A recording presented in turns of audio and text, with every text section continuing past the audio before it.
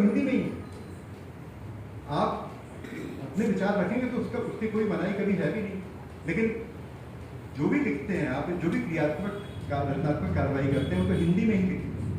और हिंदी भाषा पर सम्मान करना, हिंदी भाषा को लेकर बहस करना, हिंदी भाषा को लेकर विस्तार की बात करना, टेक्नोलॉजी के माध्यम से विश्व में अपना विस्तार करना, वर्चुअल आवासीय विश्व में जगह बनाना, उसके लिए 2019 में हमें लगा कि सबसे बड़ी जरूरत है।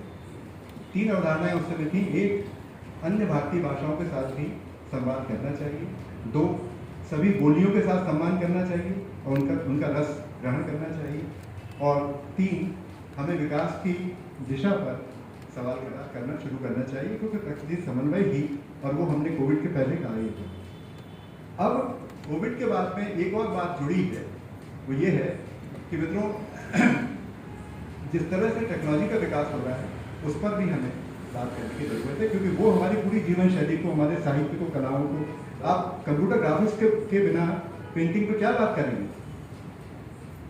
तो अंतर्विधायी जो डिबेट है उसको बढ़ाना चाहिए, इसलिए हमें नई दृष्टियों की जरूरत है, इसलिए खुलेपन की दृष्टि की जरूरत है, उसके माध्यम से हम काम करते हैं। अभी हाल में भोपाल में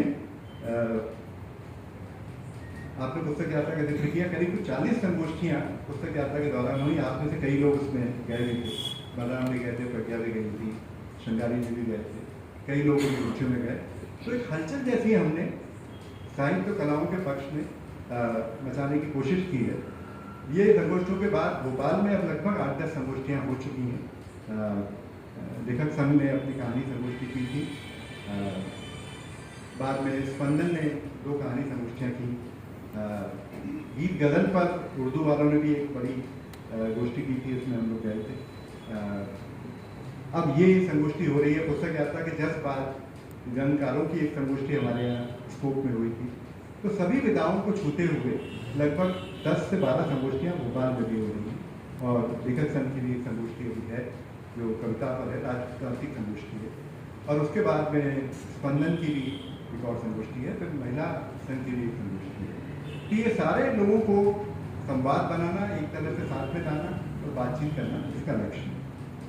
इसके समानांतर कुछ वैचारिक सत्र भी हो रहे हैं, जैसे कि नाट्यशास्त्र पर पहली संगोष्ठी हमने विश्वविद्यालय में की और उस पर बहुत सारे लोग आए। पेंटिंग पर एक बड़ी बातचीत कलाओं पर हुई और कलाओं का एक वो भी निकाला गया है, भी निकाला गया है। अभी बहुत सारे मोनोग्राफ्स भी